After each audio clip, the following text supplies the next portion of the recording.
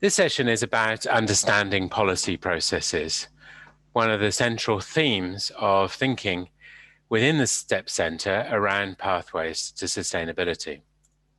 And in this session, we're going to focus really on only one question and a way of thinking about it.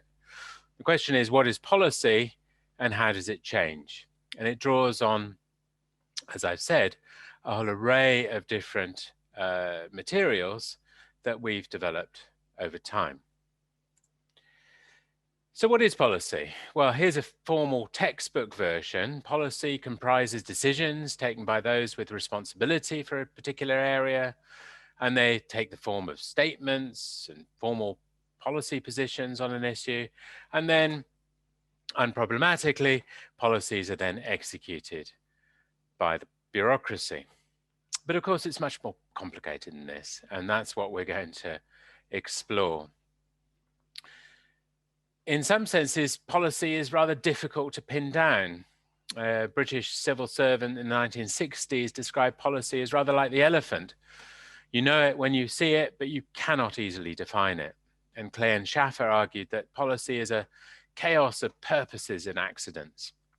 Now, I'm going to argue that it's actually is feasible to define and is possible to understand, not just accidents and chaos, but we have to think about it in a particular way in order to do so.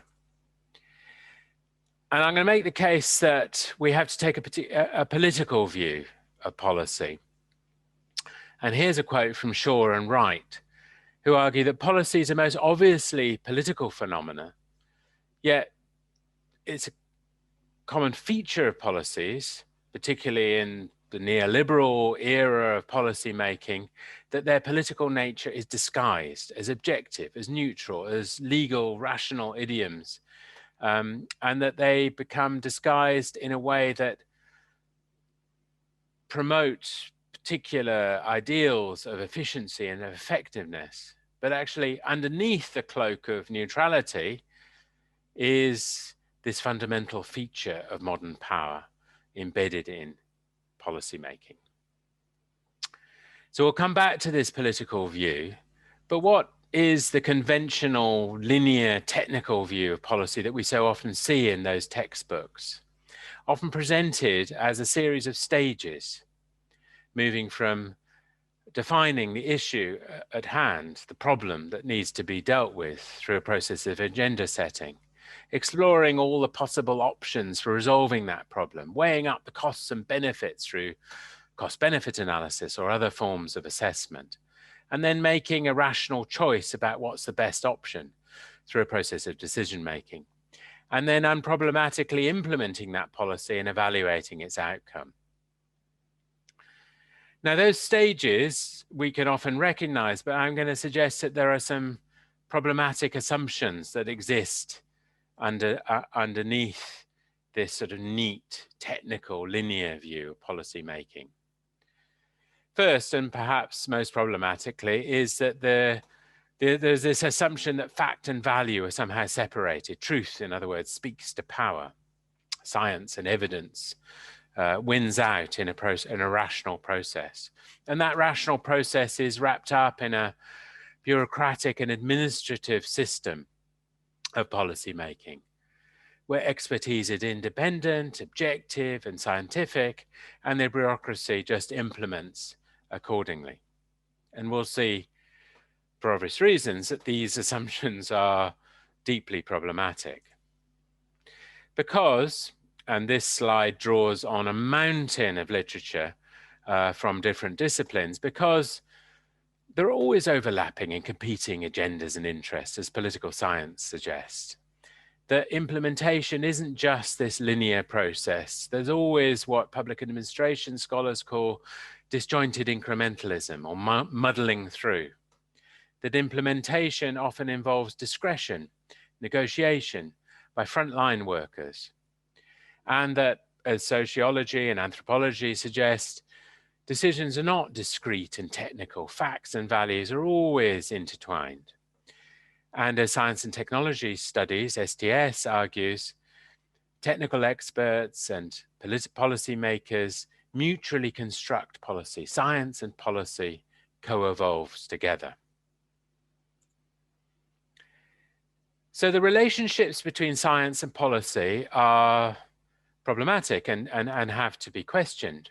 And Eric Millstone does this in a very nice paper where he distinguishes a series of models of how the relationship between science and policy is constructed and argues for a coevolutionary model. So on one side, there's a sort of classic Durkheimian decisionist model where values and interests emerge from publics and political processes and relate to facts from science. And decision arises around that intersection. This has emerged over time into a more technocratic model where science leads, facts and evidence around science, sound science, and a technocratic model of decision-making evolves, where science is the dominant feature. And this has been adapted in risk assessment around the so-called Red Book model, particularly in the US, but also elsewhere, where risk assessment, risk management, and communication are distinct steps. Risk assessment done by scientists, risk management by the bureaucracy, and communication by a variety of people to convince publics that the risk assessment done by science needs to be followed. Well, what Eric argues, and indeed a variety of other step center work argues, is a more co-evolutionary, co-constructed model where knowledge and social orders, in Sheila Jasanoff's term, are emerged together, is a more effective and realistic understanding of the relationships between science and policy. And there's always reciprocal links between science and policy. And in Eric's paper, where he's looking at GMOs and pollution and other themes around sustainability question, he says that science, the process of risk assessment, has to be understood both in relation to context and framing, that affects the science, and in turn, and in relation to the interpretation and management of science through policy decisions, and that there are reciprocal interactions between science and policy processes all the way along. So we have to understand science policy much more in this co-evolutionary model. But what is policy when it hits the ground? What's the real life of policy? There's a very nice paper by David Moss from some while ago, where he's looking at a development project in India, and makes the case that, well, maybe policy is not as important as practices on the ground. Policy very often is reified. Capital P, big policy papers. Those of us who are involved in research for policy or policy advice think that policy is perhaps more important, he argues, than it really is. Because he, in this case, and I think it applies to many other cases, argues that policy, of which there were many around the particular project on rain-fed rain-fed agriculture and watershed management, acts more to mobilize political support for the intervention and to legitimize it rather than to actually influence the practice on the ground. Interventions are not driven simply by policy, but by the context of the organizations implementing policies and the relationships and practices of the diverse actors involved. Projects, he controversially argues, don't fail. They're failed by wider networks of support and validation. So policies have to be understood not just as things in themselves, statements that are made, rules that are regulated around, but about practices, networks, interfaces, relationships on the ground. And we'll come back to this more ethnographic, bottom-up view of policy later on. So how does policy change? Well, we can draw on a huge array of different sources of literature, from political science, for example, that focuses on particularly how competition and bargaining between different interests results in policy change and different outcomes of policy. This may be framed in terms of pluralist, society-centered accounts. It may be framed in relation to state-centered accounts. And it may be reframed in relation to the nature of bureaucratic politics and negotiations within bureaucracies. But all of these focus on competition and bargaining between interests. But that's not the whole story. Actually, just as in in relation to the previous slide and the work of David Moss and many others, of course, these interests compete, but in relation to a much more complex understanding of how different actors and their networks and practices play out in a particular place. This may be in relation to particular epistemic communities, where particular groups of people have a common view of set of values and particular understanding of the problem at hand. It may be in relation to networks that are formed within the state and across between state, business, non-government actors around a particular issue. It may be important in relation to particular individuals who push a particular policy agenda, policy entrepreneurs who are central to those networks.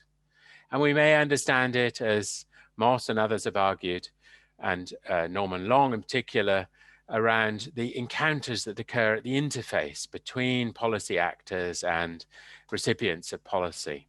For example, the extension worker who may be implementing a policy but must negotiate that policy through encounters at the interface with farmers and others. And we may understand those actors and networks in relation to what Latour and Calon argue around actor network theory, where the mobilization and enlistment of different actors associated with a policy position, and indeed actors that are human and non-human in a network, can explain why one policy exists or changes and another policy isn't dominant or becomes dominant. And all of this, whether it's the political science accounts or the more sociological, anthropological, or STS analyses, all of these involve the negotiation of knowledges, of discourses, and of narratives. So thinking about how policy changes, we can think about a very simple framework. And if you're going to remember anything about this talk, remember these three circles and the words on them. If we're thinking about any policy, it's the discourses and narratives, the way that a policy is talked about and framed as knowledge, interact with and are appropriated by different actors and networks and their associated practices. And we understand how discourses and narratives of policy become dominant through an analysis of those actors and networks and of the politics and interests associated with those actors and networks. So we see different policies competing with each other through the interaction of these three circles. Let's have an exploration of a particular example. Policy making during the COVID-19 pandemic. Here we've seen the interaction of different discourses, different narratives, different actors and networks with different sources of expertise, and of course, different forms of politics and interests that play out through that process. And the way policy making has been occurring during the pandemic, it's been happening under conditions of which are highly uncertain, meaning the standard models of disease preparedness and disease response have been limited. But we've seen certain types of knowledge dominate, and particularly in the UK and indeed more broadly in Europe and the US and elsewhere, we've seen particular types of knowledge associated with epidemiological modeling that have dominated the nature of the response and how things have played out, associated with particular fairly narrow forms of actors and networks, excluding some knowledges, but including others as the dominant frame for thinking about how to respond to COVID-19. But we've seen, because of the uncertain conditions, the need for much more rapid adaptive learning in real time from the front line, from doctors, from nurses, from patients, from local governments, and for diverse knowledges to be incorporated, to open up the diversity of knowledge that a rather more constrained and narrow view derived from epidemiological modeling was, at least initially, framing the debate.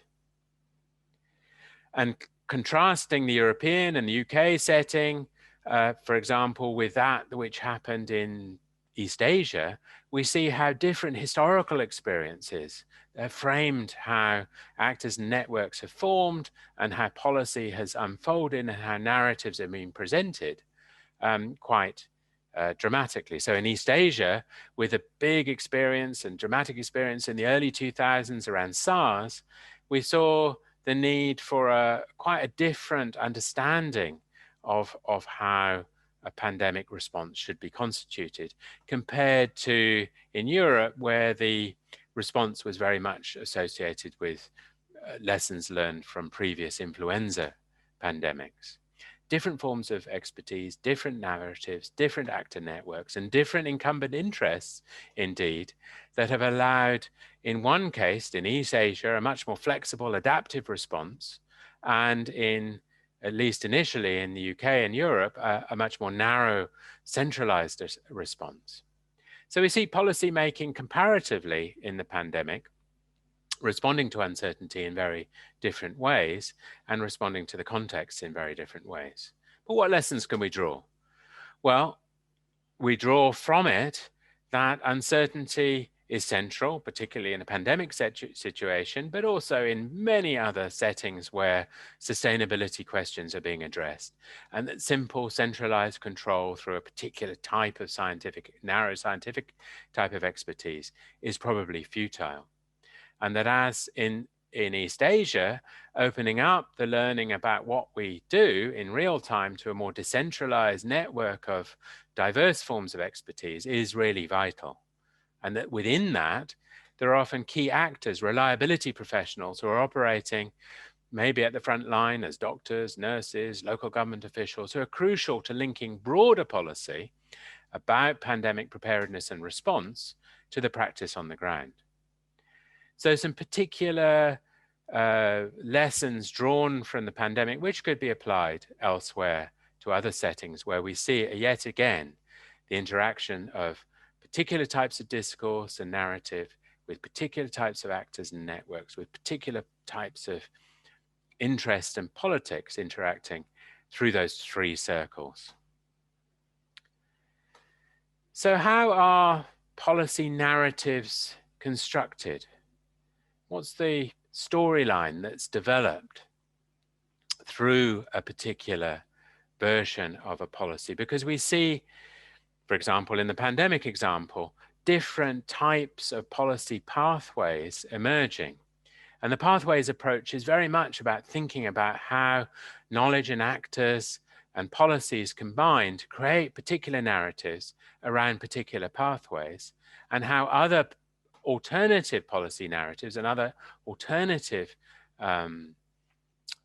pathways going forward are suppressed or ignored. So, for example, in the COVID-19 pandemic setting, we see a particular storyline about the nature of response that unfolded, a particular narrative about the pandemic, beginning, middle, and end, the framing of the problem through, at least initially, certainly in the UK and Europe, around a very narrow view of the epidemiological problem and therefore particular set of solutions. I'm not saying that that problem framing and the solutions were wrong, they were just necessarily limited because the nature of expertise, forms of authority associated with that expertise, and the forms of information that were deployed were constrained in certain ways. And through that, of course, there were particular interests and perspectives that were included and excluded. epidemiological modeling thoroughly included a wider social science analysis of the pandemic, rather excluded, at least initially. And because the framing and the narrative that then follows from that, the story about the pandemic was created in a particular way, there were a set of assumptions about social difference being made, again, at least initially.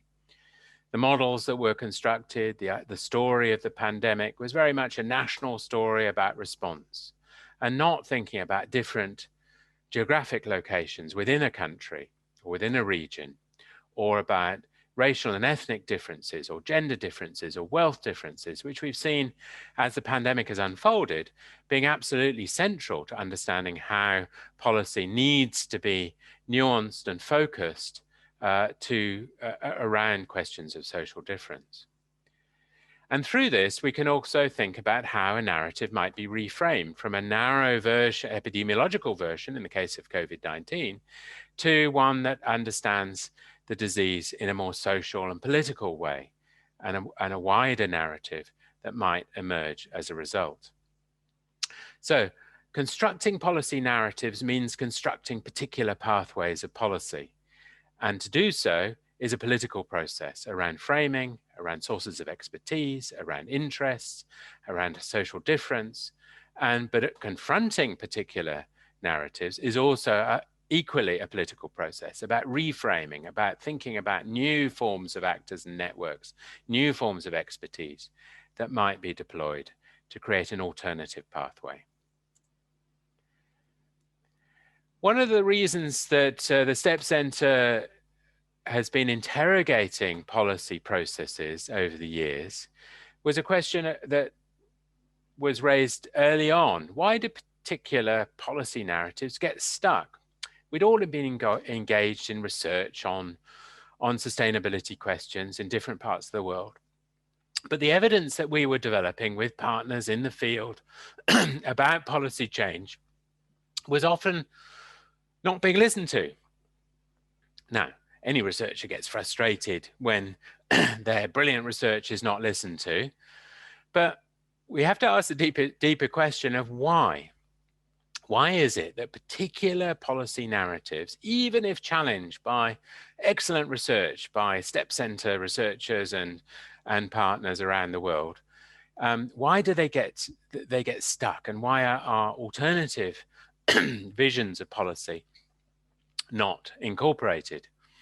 Well, there are a number of obvious reasons around this, and we can think about these, for example, in relation to a very general narrative that we see again and again, for example, in Africa, that desertification exists, and the Sahara, for example, is rolling out, affected by environmental degradation, influenced by the bad management practices of farmers and pastoralists alike. Now, that narrative has been challenged again and again and again from the 1930s onwards, long before the STEP Center had any engagement in such debates. But why does that narrative get so stuck? Because, of course, desertification isn't just this simple linear process of an expanding desert affected by backward farmers and pastoralists. Desertification is a process that's much more nuanced, much more complex, and indeed deserts expand and contract as environmental changes and social changes occur. But the narrative of desertification suits particular political interests, political state interests of controlling populations at the margins, certain political interests associated with galvanizing finance in order to do environmental projects, tree planting, for example. The Great Green Wall across the Sahel, for example, has a certain set of political interests around it. And the standard narrative about desertification, of course, is incredibly easily communicated. It makes for good media sound bites. How many newspaper or popular media articles have you seen that suggest that the Sahara is expanding? and that all that's needed is an environmental push to push it back through the greening of the Sahara. You've seen it continuously repeated because it's a simple, easily communicated soundbite image. And it suits large bureaucratic organizations that have clear missions and measurable outputs. X number of trees planted creates the rationale for an audit culture that allows bureaucratic organizations to fulfill their mission. And the storylines and metaphors around desertification or any other dominant narrative are so taken for granted that they limit our thinking. This is, of course, the way the things are done. Desertification, of course, is a problem in the Sahel, which it is, of course, in some parts, but not in all parts and not at all times. And this is the way that things are done. Tree planting, soil conservation, and so on are the ways that desertification is combated. And it suits and becomes embedded in particular institutional structures around the United Nations, desertification commissions and institutions, as well as national and other aid agencies that exist in order to promote a set of environmental responses that require a narrative of desertification. Something more complex is more difficult. And that's why policy narratives get stuck. But in order to understand the policy process and in order to challenge the policy process, perhaps more importantly, because we're interested in the relationship between knowledge and action, we have to understand these three elements. And I've introduced them already before, and I'll run through this very quickly. Because policy processes, we argue, are a combination of thinking about narratives and discourses, how policies are framed, how stories are constructed, how narratives are promulgated in and around languages, words, concepts, symbols, anchoring devices, boundary objects in science and technology studies allow us to think about how narratives are constructed and how narratives are constructed and discourses come together around particular coalitions. Martin Heyer, for example, talks about how discourse coalitions were formed around acid rain in Europe and how this is linked to a rather more argumentative turn in policy where narratives and discourses are contested and argued over.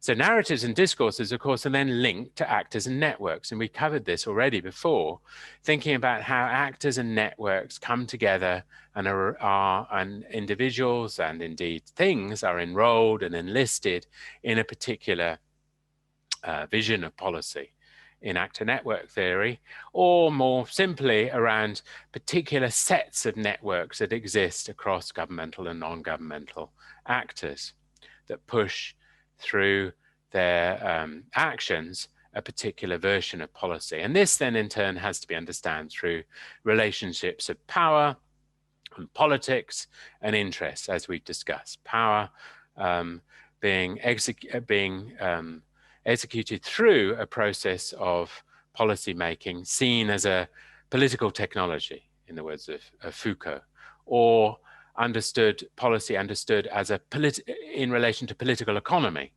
how wider interests, networks, power allow particular versions to be dominant and other alternatives to be cast aside. So that again is summarizing through a huge amount of literature the three circles that I introduced before. That is the only thing that you have to remember from this talk, and the checklist of questions that of course go with it. Because we can only understand policy and policy processes if we understand all three of these. We can't just focus in on knowledge questions around discourse and narratives. We can't just focus in on the micro practices and actions of actors and networks. And we can't just focus in on the politics and interests and wider political economy of policy. We have to understand all three together, because policy change happens when all three move. Change may happen initially through shifts in politics and interests, or it may shift initially through a reframing of the narrative, or it may shift through changing practices on the ground. Policy spaces open up in the middle there of this Venn diagram when shifts occur. Policy spaces are the room for maneuver when policy might be changing. And these emerge in very different ways. And we had an exercise years ago with a group of veterinarians who are involved in policy and interested in policy change, based in East Africa, mostly they were. And they identified a number of different policy spaces that they engage with as veterinarians engaged in policy, that could open up policy spaces. So there can be invited spaces, consultation that they might lead through their government agencies involving particular participation. Popular spaces may interact with the invited spaces, which are more controlled. The popular spaces may be more unruly and open through social movements, putting pressure on formal policy making. Spaces might open up through demonstrations, through pilot projects, through witnessing of policymakers of things that could be different, prefiguring policy change on the ground. Policy changes might open up through bureaucratic maneuvering in formal policy making spaces, but also through policy experts from outside interacting with civil servants through a government bureaucracy and legal system. Policy spaces may equally open up when political changes, where incumbent power may shift and policy positions might change as electoral politics unfolds.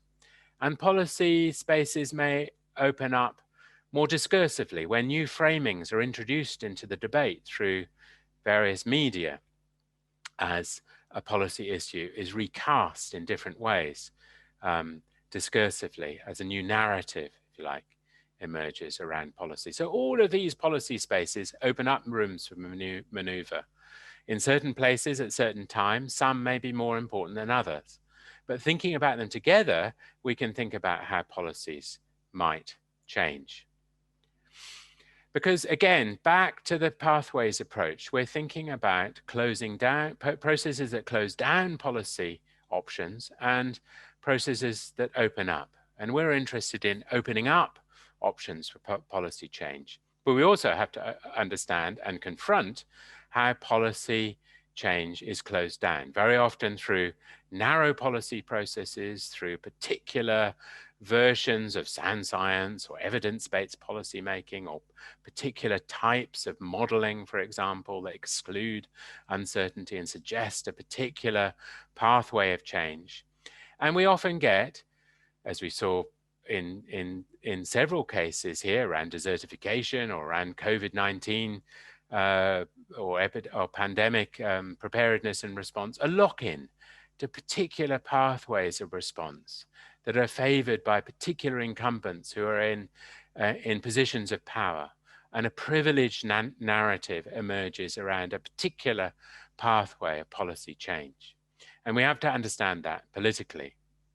But we equally have to understand politically how to open up policy spaces, the type of policy spaces that I talked about just now, to think about a more argumentative, negotiated type of policy change, where we open up the politics of knowledge and policy through the type of policy spaces that I talked about before, which combined together suggest a wider knowledge democracy that allows diverse pathways of change and a broad-based approach for opened up policy making, which is plural, which is flexible, which is drawing on diverse sources of knowledge. And I think whatever we're talking about, whether we're talking about land management in the Sahel of Africa or COVID-19 responses in the UK, or whatever sustainability challenges we're addressing, thinking about how to open up policy spaces and pluralize policy making and policy processes is a crucial element of the challenge of a pathways approach. So, to conclude finally, policy making, as I've argued again and again and again, is a political process, just as much as it's an analytical and problem-solving one. It's not just about the technical, rational activity and linear activity that it's often held up to be in those textbook versions. It's about the interplay of those three interacting circles of narratives and discourses, of actors and networks, of politics and interests. And those together in different configurations drive the policy process. And policy change is very much about exploring spaces for opening up debate, getting more diverse knowledges into the mix, and changing the nature of actors and networks and politics and interests in ways that more progressive alternatives might emerge. And that, very often, to open up spaces requires us to think about participation, to think about mobilization, and to think about new forms of deliberation. So that concludes our discussion on policy processes. And remember the three circles, and remember that policy isn't just a technical question dominated by a particular version of science. Fundamentally, we're talking about the politics of policy, and therefore the politics of pathways that emerge from such policy processes.